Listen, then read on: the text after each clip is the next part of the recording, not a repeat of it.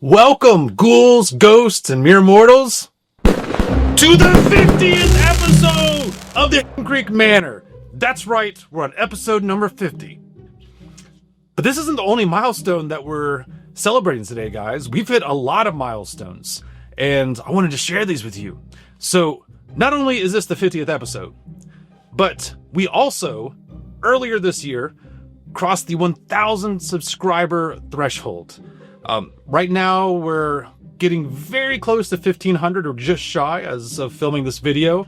But, you know, I know 1,000 subscribers doesn't sound like a huge amount, but here at the Hidden Creek Manor, it means a lot to us. This is a very niche market, and the fact that we already have 1,000 subscribers, pretty cool. But that's not the only milestone. We also crossed the 4,000 hour threshold of video watching that YouTube tracks, and we had over 100,000 views on all of our videos. So let me sit down a moment, just so I can say, and really, like, from the bottom of my heart, say thank you to you guys, our viewers.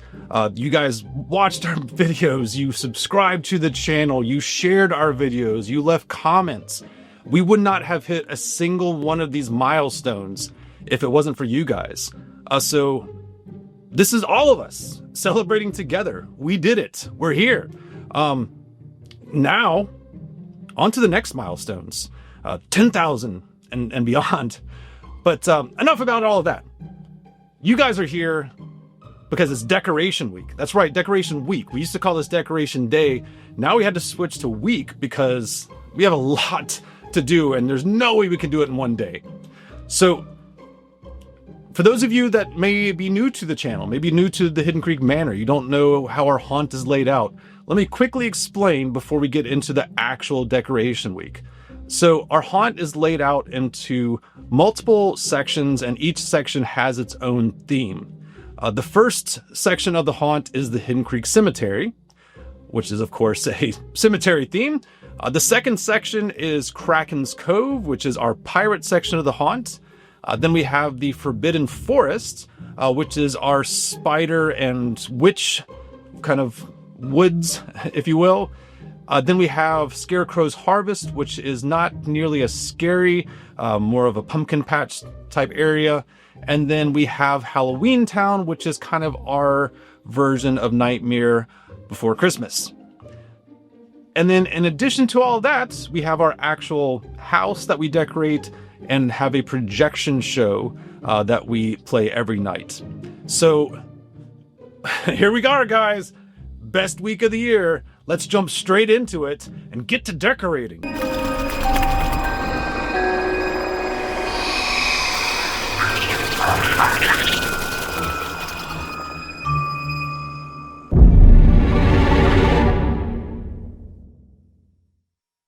All right, so the first section that we are going to decorate is the Hidden Creek Cemetery. So the Hidden Creek Cemetery is actually the section of the haunt that takes the most amount of time to set up and the most work. So we start here and then just kind of work our way down. And we begin with setting up the cemetery fence and the columns. Now, for those of you that are new to the channel, the cemetery fence and columns, we put out a series of videos last year. I'll link those so that way you guys can go back and watch to see how we built these. But essentially it's PVC, wood, and foam. So now that we got the fence up, it's zip tied, it's attached to the columns, everything's placed where it needs to be. At this point, we just got to put the toppers on the columns. So the two main columns where the cemetery gate will eventually be, whenever we get around to building that, they have lamps that are on the top of the columns that make it look like they have kind of like a gas light in the evenings. And then on all the other columns, they're just kind of decorative toppers. So after we set up the fence and the columns, then we get to the large tombstones, mostly the homemade tombstones, or maybe some of the store-bought ones that are bigger. These typically go towards the front of the cemetery, mostly where the viewers will see them best. We'll stick some of our smaller ones and store-bought ones further into the cemetery. We'll get to that in a moment. But real quick, so sometimes you'll see these really cool tombstones in the store. So you buy them and then go to set them up on your haunt and find that there's no real way to secure them. They maybe will have these flimsy plastic pieces that go in the bottom, but they fall over very easily. We did this with another tombstone in the past, so I figured I'd show you guys how we did it here. But yeah, I drill a hole in the middle of the tombstone in this one. Usually I put 2, but since this one already had a hole, I just used that existing hole. And basically, you cut the hole to the size of the PVC that it needs to be. And then we've got that piece of rebar kind of in the middle of the PVC. So then we figure out where we're going to place it. We slam that rebar into the ground. And then we just slide the tombstone right over it. Now that tombstone is secure, it's not going to go anywhere. No one's going to knock it over. The wind's not going to blow it over. And just less for us to deal with throughout the haunt season. No picking up tombstones every day. So now that we have the fence and the large tombstone set up, oh, and our busts, I forgot to mention that, our homemade busts are set up. Now it's on to the Crypt Keeper. Now, for those of you that are Disney fans, you'll recognize this guy from the Haunted Mansion ride. You'll also recognize the Master Gracie tombstone right next to him. There's another tombstone for Brother Claude and one for Madame Leota. We are big Haunted Mansion fans, if you haven't noticed. And to top it off, we also have the Haunted Mansion singing busts. Once again, they're not going to be singing this year. I keep planning on adding the singing component with the projector. I keep running out of time. Eventually that will happen. But for now, they're just going to be set up in the haunt. So the next step is to put our smaller tombstones out. And these smaller store-bought tombstones, some of them have, as you can see, ways to stake them into the ground in the back. But a lot of these, we use these small 2x4s where they have a piece of 2x4 attached to the back of the tombstone. And then I screw in another piece of 2x4 perpendicular to the one that's in the back. So that way it creates that more weight to hold it steady so it doesn't get knocked over by the wind. And those pieces of 2x4s that I'm using in the back have holes drilled into them. So if I need to use a spike or something to secure them even more, I can add that extra layer. And you'll notice I put the smaller tombstones in the back of the haunt because it creates that kind of illusion where it makes it look like they are further back than they actually are. And I do some stuff with the lights to accompany that as well. Similar to what you'll see in the Disney parks or in the Lord of the Rings movies where they made grown humans look like hobbits. Now, one thing I did last year that I kind of regret, so you won't see this step in the future, but I took some of the vines off of these fence posts. I found that it's much easier just to leave the vines on and just maybe fix them from year to year. But those few that I took them off, I put them back on. And now it's time to get to the large items, the big hearse and skeleton pony and the headless horseman. Now, I did put the skeleton pony together ahead of time, so apologies, but you can see me kind of setting it in place here, figuring out roughly where it's going to go. I know I'm going to have to move it in a few moments because we're going to bring in the hearse, but this gives me an idea of kind of what that's going to look like and if we want to place it here, because we are moving the hearse and skeleton pony. Last year, it was a little bit further back and kind of turned sideways. This year, we're going to make it look almost like it's coming through the gates, like it's exiting the cemetery. So now that we got the pony roughly in place, it's time to bring out the hearse. If you guys watch our unboxing videos, if you've been sticking around for a while watching the channel, then you know that on a lot of our large items, we try to keep them in the boxes as much as possible and just reuse those boxes every year. So we unbox the thing, put it together. This one's relatively easy to put together. We did an unboxing video on this one. I'll link that for you guys as well. But once we get that hearse put together, then we'll put it in its place and attach it to the skeleton pony. And at this point, there's only one more thing left. The headless horseman. So I was wrong before. There actually is one more item. Our giant ghost. So there's a big animatronic light up ghost that goes in the back of the cemetery. in the past, we had it between the two trees that you kind of see on the left side of the screen right now. This year, we're moving it a little bit closer to the house. So it's just going to be kind of halfway between those trees and the house, which you cannot see. It's out of frame, but we get that ghost set up. And now it's time for the last piece, the Headless Horseman, one of my favorite animatronics in the haunt. Just super cool looking. It's got these really menacing lights and so on. But anyway, now that we've got the cemetery put together and all the animatronics set up, let's take a look at the final results. Just look how cool this Headless Horseman looks at night with everything lit up. He's got his red eyes, the ribcage of the horse rider lights up, the ribcage of the horse lights up, the eyes of the horse light up. So it's just this really cool, tall, ominous presence that is in our cemetery. Like I said before, it's one of my favorite parts. But the hearse looks super cool too. I mean, once again, we've got that red light. This time it's inside of the hearse, just focusing on the skeleton, just to kind of highlight that. And then we have our blue and green haunt lights that light up the rest of the hearse. And then it has its own kind of lanterns that kind of flicker at night to look like they are being lit by flames. And then, of course, we have the driver, who normally has his eyes lit up, but I forgot to turn that on for this video, but he has red eyes that light up. And you'll notice the lanterns that we have, you know, that orangish color, the way it really pops, where it contrasts with the green and blue and purple lights. And also, as I mentioned, the Crypt Keeper that we set up, we have a green light that we have shining directly on him. He's a little bit closer to the front than he normally is. And then there's that giant ghost that is at the back, of just kind of glowing and lighting up the whole place. And we have our busts.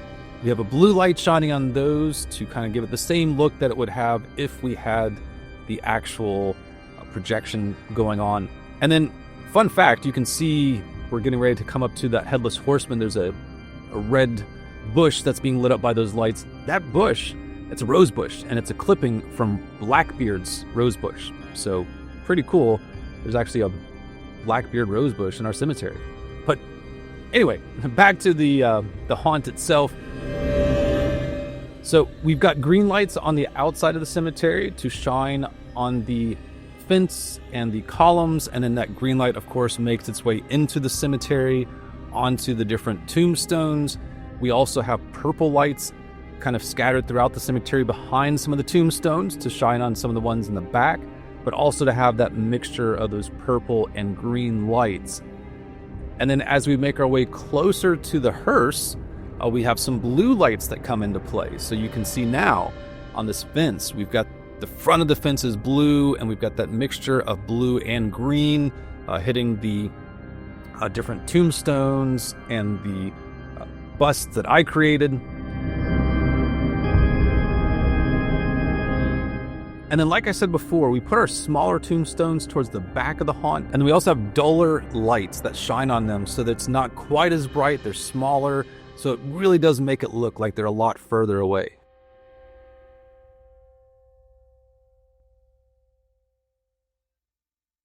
Ahoy, mateys! Let us be moving on to the Kraken's Cove. I know you guys like my pirate voice. I know it. Now, we already have the pirate ship set up, so you guys don't get to see that, at least not in this video. We have an unboxing video that we did on this new pirate ship that we got from Home Depot. I will leave another link so you guys can watch that if you like. But now that the pirate ship is here, it's set up, it's time to start adding the pirates and the different accessories.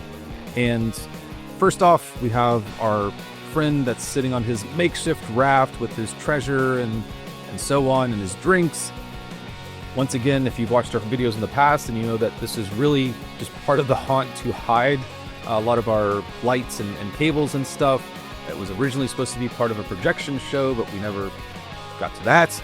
But now that he's set up, we'll start to put together some of the smaller items, the anchor and the net and all of our skeleton fish and so on.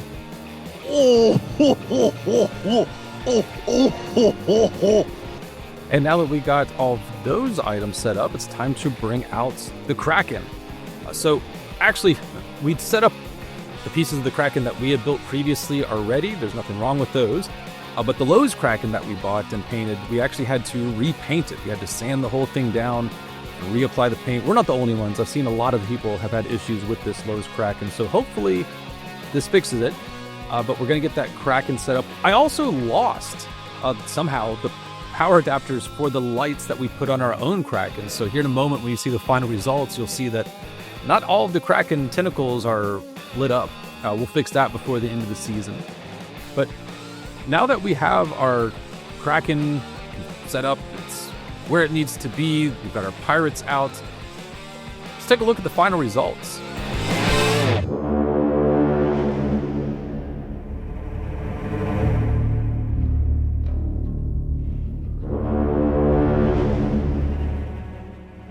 So as you can see, we have kind of a mixture of blue and green lights in Kraken's Cove.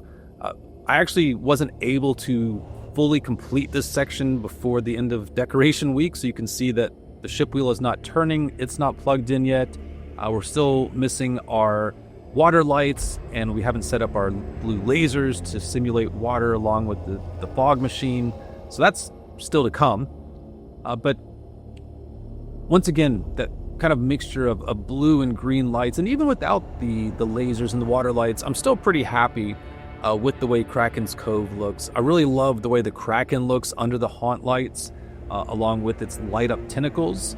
Once we get the new power adapters for our tentacles, hopefully this week, that will add even more light to this haunt, even more green light. So I may end up adding one more blue light. We'll see how it turns out, especially with the lasers and those water lights.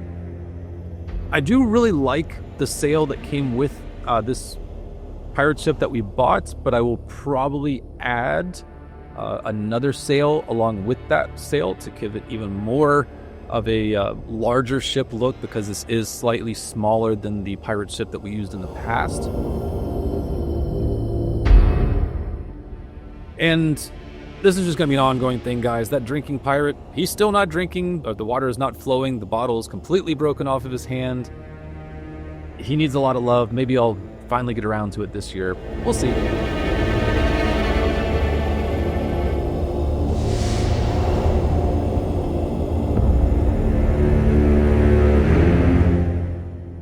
And I do plan on adding more pirates. Actually, I have more pirates. They're all behind the ship, kind of hiding right now. But the plan is to have more pirates before we get to Halloween as well.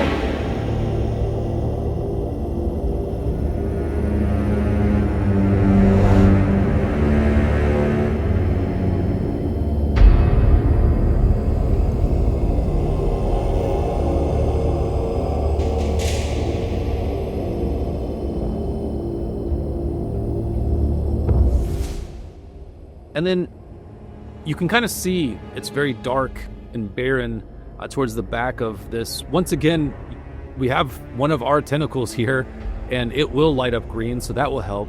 And then when we add the sail, we're going to shine another light on that. There's another tentacle that wraps around the sail, so this kind of barren section of Kraken's Cove will be much more lively in the near future. All right, so let's venture into the Forbidden Forest. So the Forbidden Forest section of the haunt is primarily made up of spiders and spiderwebs and witches. That's it. So first thing we want to do is get the spiderwebs up. Now, we have this giant spiderweb. I kind of gave up on it. It was tangled. I'll wait till the lady of the manor gets back, and then I'll have her help me. So in the meantime, I'm going to put up the rest of the spider webs, and I'm going to sound like a broken record here, but we have a video on how we made these webs, and if you guys want to learn how to make them yourself, I'll leave a link so you guys can watch that video and maybe come back and watch the rest of this one. But once we have those webs up, we put our spiders on the webs. The spiders that we have, their legs are almost like pipe cleaners, so it's really easy to attach them to these webs or to bushes and trees. I can form their legs kind of in the way I want them to be formed. But now that the lady of the manor is ready to assist, it's time to put the giant spider web up. Now you'll see in this video it's facing to the right. We used to face it to the left. We made a few changes. We'll get to those in a few moments. And then at the base of that giant web, once we get the smaller spiders connected, is where we like to put our giant spider. Now, this is a store-bought spider, but I would really love to make our own giant spider at some point in the future. Maybe we'll make a video on that whenever it finally happens. But for now, this is our only giant spider, which is kind of cool though. It makes it look like we have this one big spider and all its babies are making webs throughout the forest. With the spiders complete, time to put up the witch section. So we did have this witch in the haunt last year, but we didn't put her out until Halloween night, and she was in a separate section. So now she's front and center. She has her cauldron with the burning embers. And then the 3 witch sisters that used to be where our new witch is, man, these things need some love. They are tattered and worn and old and falling apart. So they're still in the haunt. I just moved them so that way they're not front and center anymore. And kind of last minute decided to make all 3 of them holding hands instead of making them stand in a line. And I just put a little cauldron in the middle between the 3 sisters. And whoops, forgot to put out a spider earlier. Here's one of those jumping spiders that you can get at Spirit Halloween. It's not plugged in. I don't think these are supposed to be outdoor use, so I think even if we did plug it in at this point, it probably does not work anymore. But anyway, back to the decorating. The last piece of the spider section of the haunt normally is this, what looks like a person that's been wrapped up in a spider web, and we have it kind of hanging upside down. And like I said, normally that would be the end. But unbeknownst to me, the lady of the manor bought 2 more of these giant spider webs. So I decided to add those to the haunt.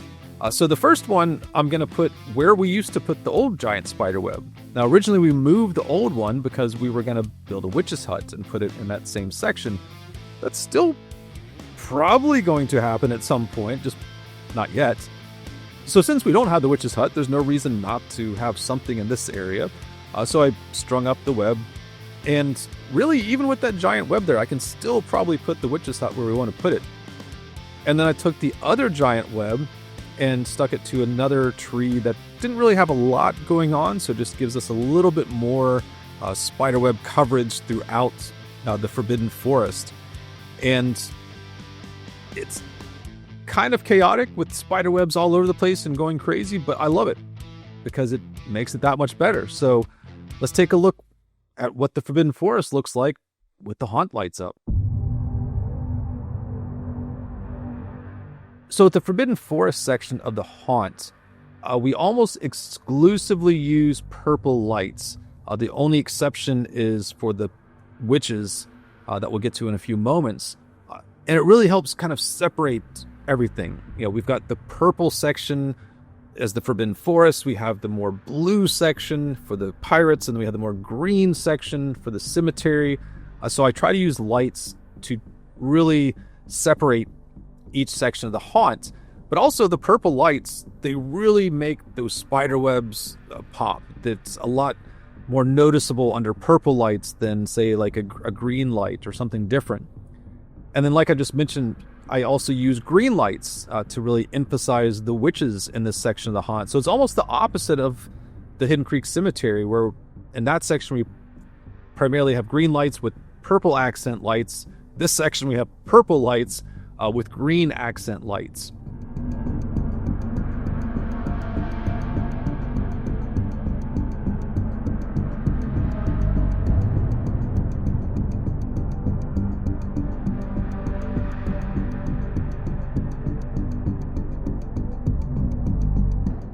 And then, as mentioned, that last minute update that I made to these witches, I think turned out really well. It's one of those happy little accidents where it's something that you didn't think about ahead of time, but when you put it together, it turns out great. You know, just that contrast of purple and green and it making it look like there's some glowing ooze inside of the cauldron.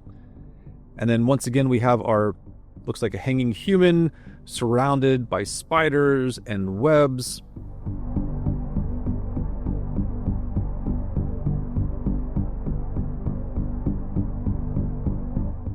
And, you know, like I said before, with all these additional webs that we added and they're going different directions, it really does kind of create this more chaotic look, and it makes it more eerie. Spiders aren't going to make these perfectly designed webs and go in certain directions, so it really bumps up the scariness, at least in my opinion, with having these crazy webs at different heights and lengths, and they're going all over the place and different designs. So just turned out really well. Oh, and something I forgot to mention earlier, you can kind of see in this section of the video, we do have these little, looks like hanging spider egg sacs. There's only 2 of them, so there's not really that noticeable. And then, once again, that giant spider, it looks really cool. It's got those red lights on it. It has some green underneath it, so it just creates that little bit of contrast with the purple lights that we shine on it. But it really just makes it stand out, so when people are walking by, they catch that spider's stare.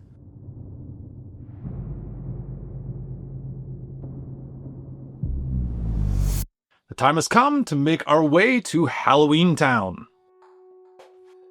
Now, the Halloween Town section of the haunt has not changed at all this year. Everything is going to be set up the same way that we've set it up in years past. And the first thing that we're going to do is set up Zero and the 13-foot Jack Skellington.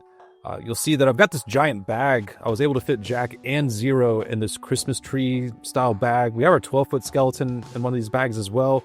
They're nice, but I think Home Depot just recently launched a new tote that you can fit those in.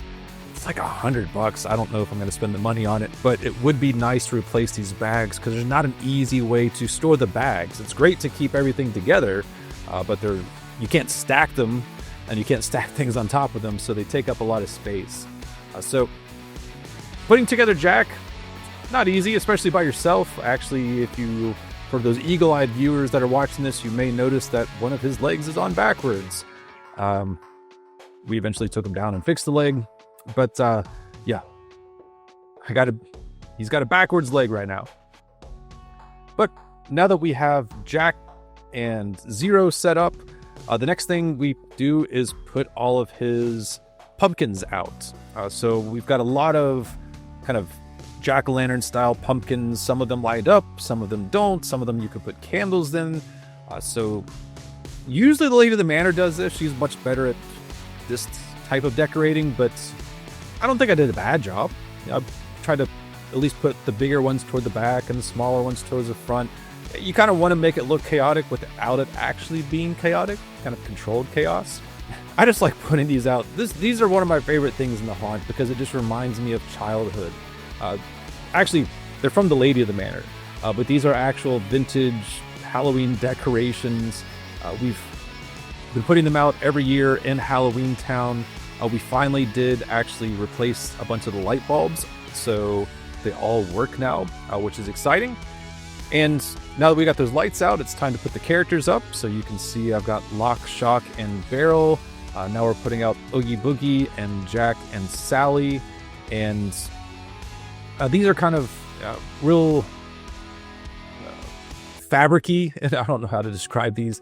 They don't really have a lot of weight to them or anything like that. We use these shepherd's hooks to put them up. But every year they kind of just sway in the wind. So I did get some stakes and just try to pin their feet to the ground. Hopefully that helps. I have Jack and Sally holding hands so they won't go back and forth. And eventually I connected Oogie Boogie with some fishing line to keep him from moving back and forth as well. And then, once again, I don't know what these things are called. Curlicue Mountains that you see in just about any picture or poster for Nightmare Before Christmas. Anyway, I built these out of wood, and the 2x4s that I used to secure them at the bottom over time have come loose, and they weren't really holding up great. So I reattached one of those 2x4s, and then each of those 2x4s have holes in them, so I can put stakes in to hold this down. Now that the Curlicue Mountains are set up, that means Halloween Town is done. So let's take a look at the final results.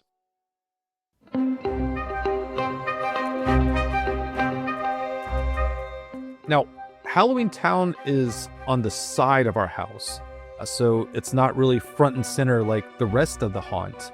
It goes along with the cul-de-sac. So when you first make that kind of curve around and you're making your way into the cul-de-sac, you're greeted by this giant 13-foot Jack Skellington. I have a purple light shining on him from the ground. Plus, he has his own lights. He sings, he talks. We've got all those pumpkins. So it really stands out and really makes a statement. And then as you make your way through Halloween Town, then you find the regular size characters. We have another giant that you can see behind them. It's a inflatable. I think we got it at thrift store. So he just made his way into Halloween Town. Here are those lights that I love. Obviously they're not the best looking lights. It's, you can see even like that witch. It's kind of hard to see that it's lit up, but they're just super cool. They're vintage. They are almost as old as I am.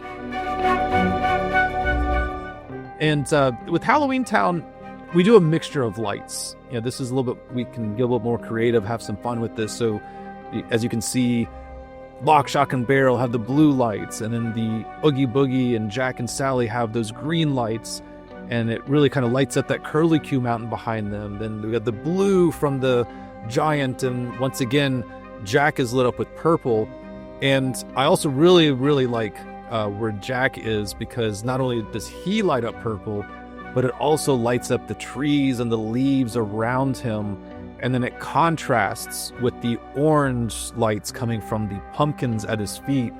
So it's just a really cool way to enter the Halloween Town section of the haunt.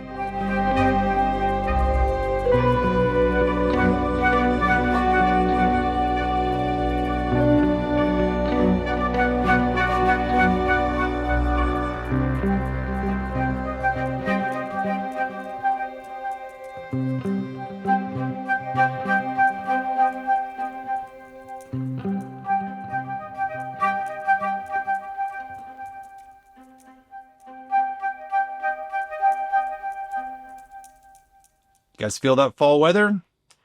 It's time to go to Scarecrow's Harvest.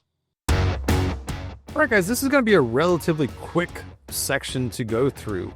So for Scarecrow's Harvest, we did switch it up a little bit this year. In the past, we put pumpkins together. We would put hay bales around our Scarecrow. We decided against the hay bales this year. Maybe we'll redo them at some point in the future. But since we didn't do the hay bales, we've got all these pumpkins in this kind of dead area. I decided just to spread them out, make it look more like a pumpkin patch. So once we got done adding all the pumpkins to the pumpkin patch, it was time to set up the Scarecrow, which I guess we didn't film. So here you go. There's the Scarecrow. And now that we've got the Scarecrow set up, it's time to add his friend Stan the Giant. For any of you that don't know, our 12-foot skeleton was named by one of our neighborhood kids. He named him Stan the Giant. Super cute. He comes and visits Stan every year. His grandfather took pictures with him with Stan. So we love stuff like that because, it makes us feel good about what we're doing with these decorations. But once we got Stan set up, it was time to give him his skulls at his feet. Really, we have a big tote full of skulls that don't really have anywhere else to go. So I just put him at Stan's feet. It kind of hides the base, and it just makes him seem that much more scary, I guess. Like he's out here, these are his victims, or at least what's left of his victims. And then the last piece that we set up in Scarecrow's Harvest / Stan's section is our giant zombie hand. This was once part of our now defunct zombie outbreak section of the haunt. We still have some pieces to it. We may eventually do something with it again, but the zombie hand was too cool to not use. So he just kind of hangs out by our mailbox. And now that zombie hand is put together, we've set up the Scarecrow and all the pumpkins. Stan is standing tall with his skulls at his feet. Let's take a look at the final results. Hey, you! Happy Halloween! Sorry, have we met before? It's hard to remember. My head is stuffed with so much straw. Maybe I'll go harvest some smarter straw to use. No, that's a bird-brained idea. So as you can see, we've got the Scarecrow. We've got a light shining on him, just a regular light, nothing crazy. It's kind of dark, so it's hard to see, but You've got those pumpkins kind of spread out everywhere. And then that zombie hand lit up. And Stan the Giant, our 12-foot skeleton with that red light shining on him. We also have the lights inside of his rib cage, so that way it just changes colors and gives him just a cooler look, I guess. And, he's already 12 feet tall, but kind of hard to tell in this video, but he's also on a hill. So when people are walking by this section of the haunt, not only are they looking up at a 12-foot skeleton, but add another, 2-3 feet to that, it makes him look like even larger of a giant. So really cool stuff.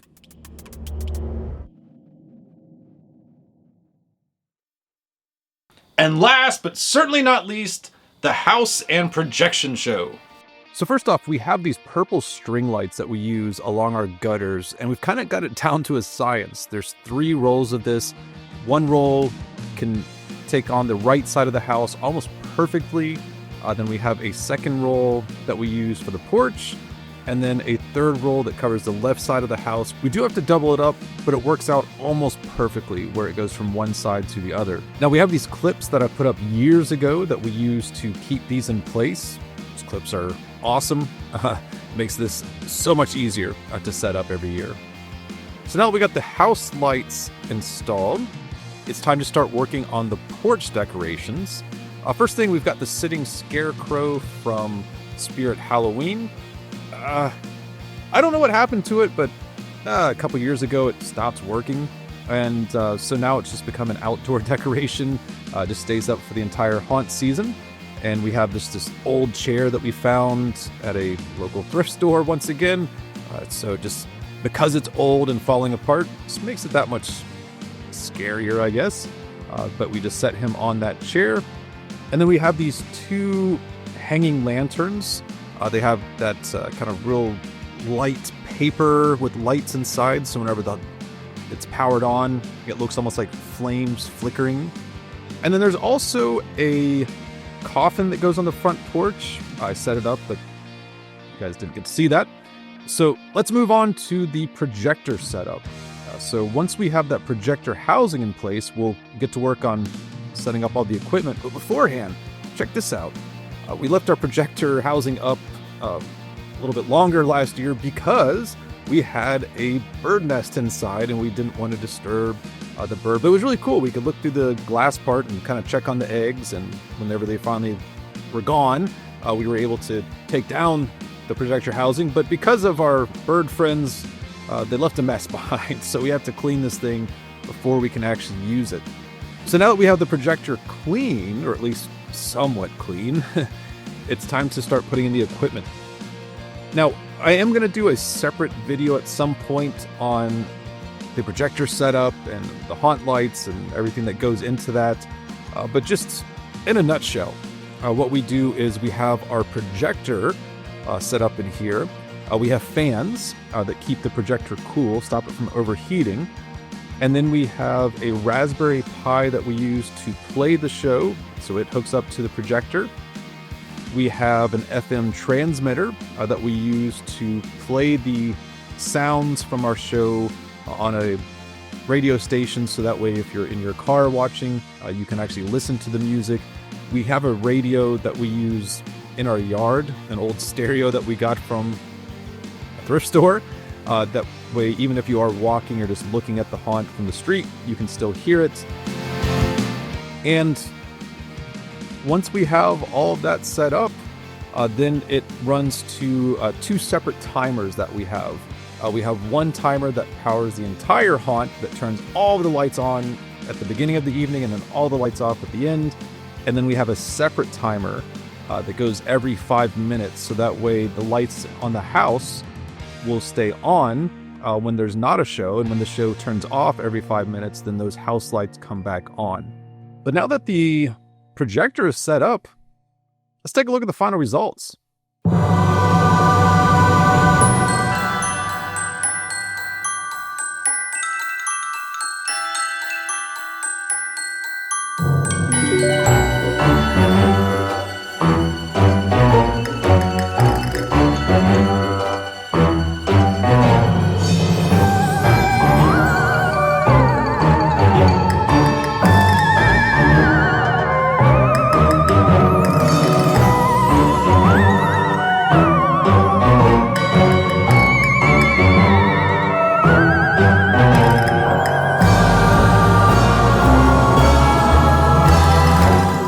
So not really much has changed on the side of the house.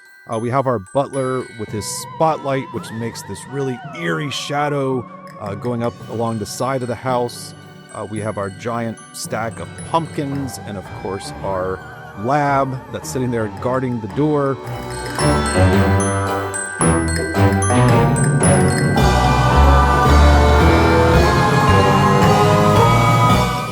And last but not least, our Halloween goose. All right, guys, that's going to do it for Decoration Week here at the Hidden Creek Manor. We are super pumped for this season, which I know I get excited every year, but every year I mean it. But even more so this year because we hit another milestone that I failed to mention earlier. This is our 5th year doing the haunt here at the Hidden Creek Manor. We started the actual decorations 2 years prior to starting the YouTube channel. So yeah, we're 5 years in. We still love it. Actually, even more now because, you know, now our neighbors have come to expect it. So whenever we start to set up the haunt, they get excited. They come by, they talk to us, they thank us. That makes us feel great. And then on the other side, we've got you guys on the channel where you're leaving us comments and you're liking and you're sharing the videos, and that makes us feel great. So yeah, we are just super happy here at the Hidden Creek Manor right now. But let's wrap this up. Once again, I say it every episode, but let's see if we can get to 10,000 subscribers by next year. So yeah, hit the like buttons, hit the subscribe buttons, share this with your friends.